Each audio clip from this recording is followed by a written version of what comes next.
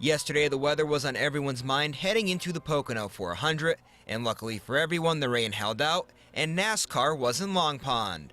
Ryan Blaney entered the race in the pole position, and early on in the race, the defending champ built up an early lead.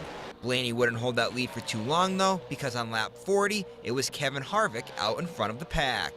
Now to the end of the first stage, where the drivers were slowed down for a few laps, and it's Martin Truex Jr. in the lead. Truex was always in the mix, but Harvick led the most laps yesterday at the tricky triangle, and here you see him on lap 115, out in front of Kyle Busch. The 4 and 18 cars were the fastest throughout the day, but Truex wouldn't be denied. Lap 155, Truex is now in the lead, and then 5 laps later, in the last lap of the race, it's not even close, as Truex cruises to the finish line to get the win.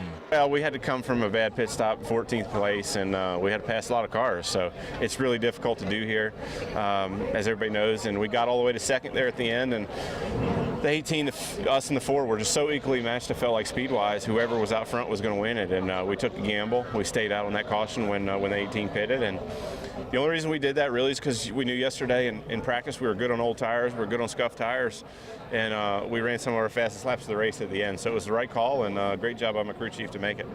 The weather held out, the race is over, all what's left is the celebration. Victory Road at the Pocono Raceway was a special place for Truex to be. The New Jersey native spent lots of time there growing up as a kid. Oh, it's awesome to win here. This has been a really good track for us over the years. I love coming up here. I've got memories of watching races here as a little kid, watching Race of Champions, the modified race, when they put the barriers up and race through the infield and down the front stretch. So definitely special. Love coming up here, love the area. Got a lot of friends and family that come to this race, so always special. And this, for whatever reason, has been a really good track for our team. The win marked the second time that Truex claimed victory in Long Pond, and this win now gives him some much-needed momentum.